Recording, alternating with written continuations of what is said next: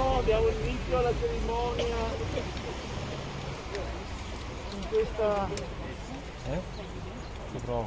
questo luogo che è stato messo a dimora questo ulivo che ricorda i caduti Covid-19. Questo è un ulivo, ma anche i caduti di tutto il mondo. Io vado a leggere la targa. Un uomo non muore mai se c'è qualcuno che lo ricorda, il suo popolo. In memoria di tutte le vittime della pandemia del virus SARS-CoV-2 Covid-19, con il contributo dell'European Lions Club del 1 febbraio del 2020.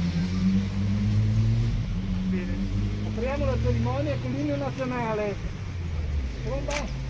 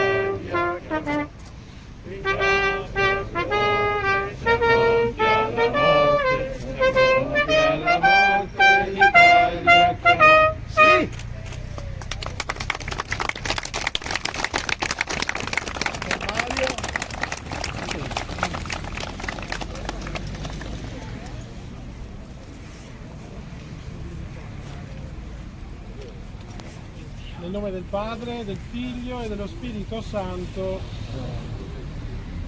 Ascoltate la parola di Dio dal libro della Genesi. Sindaco tutti coloro che in quest'anno sono morti a causa del virus. Lo facciamo nella speranza che il loro ricordo sia per tutta la comunità di Do, ma anche per tutte le persone che passeranno per questa strada, un augurio, un annuncio di speranza e di rinascita.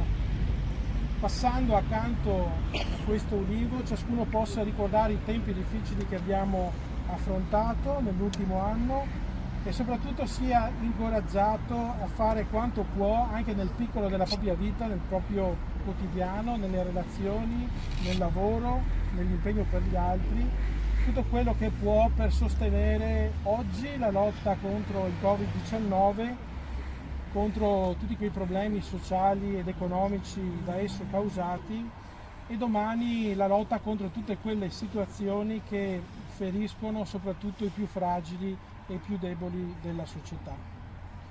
Stasera alle 19 le campane delle nostre 5 chiese suoneranno a festa per 3 minuti, salutando ancora una volta questi nostri fratelli defunti come segno di riconoscenza, di ringraziamento per coloro che ancora si impegnano in questa pandemia e anche come preghiera al Signore perché ci accompagni durante questa tempesta.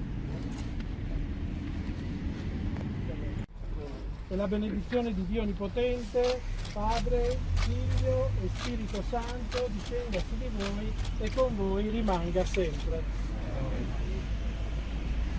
A memoria dei nostri defunti, silenzio.